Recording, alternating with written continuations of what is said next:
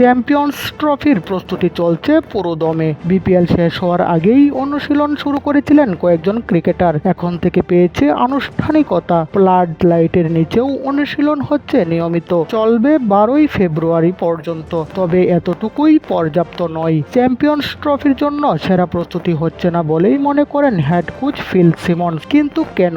কারণটা স্পষ্ট হবে টুর্নামেন্টের গ্রুপ পর্বে বাংলাদেশের বাকি 3 প্রতিপক্ষ কি করছেন তা জানলে। পাকিস্তান ও নিউজিল্যান্ড এখন দক্ষিণ আফ্রিকাকে সঙ্গে নিয়ে ত্রিদেশীয় সিরিজ খেলছে। আরেক প্রতিপক্ষ ভারতও ওয়ানডে খেলছে ইংল্যান্ডের বিপক্ষে।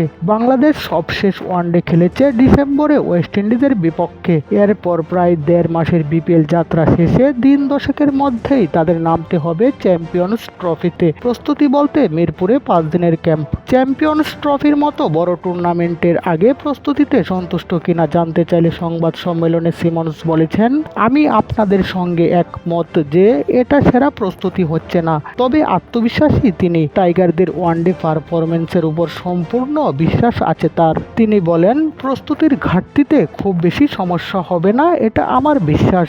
একটা জিনিস বলতে পারি, বাংলাদেশ দল ক্রিকেট খেলবে আর সেটা সাদা বলেই। এটার মানে হচ্ছে তারা স্কিলের দিক থেকে সার্পি আছে, স্কিল আছে, আমরা তাদের পারফর্ম করতে দেখেছি। এখন কেবল মানসিকতাটা ওয়ানডের জন্য করতে হবে। বিপিএল হয়েছে প্রায় মাস 1.5 ধরে। লম্বা এই টুর্নামেন্টে স্বাভাবিকভাবেই শারীরিক ধকল সামাল দিতে হয়েছে ক্রিকেটারদের। একই সঙ্গে বিপিএল এর নানা ঘটনা প্রবাহে তারা মানসিক ধাক্কার ভেতর দিয়েও গেছে। তবে সিমন্সের ধারণা এর সেসবের কোনো প্রভাব পড়বে না। আমাদের 2 দিন অনুশীলন হয়েছে। এই 2 দিনে বিপিএল নিয়ে কোনো কথা আলাপ হয়নি খেলোয়াড়দের।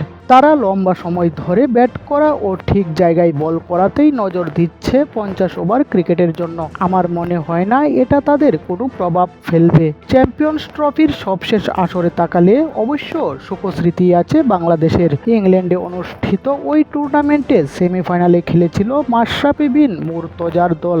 8 বছর পর এবার চ্যাম্পিয়ন্স ট্রফি হচ্ছে পাকিস্তান ও সংযুক্ত আরব আমিরাতে। এবার কি শিরোপাতে চোখ আছে বাংলাদেশের?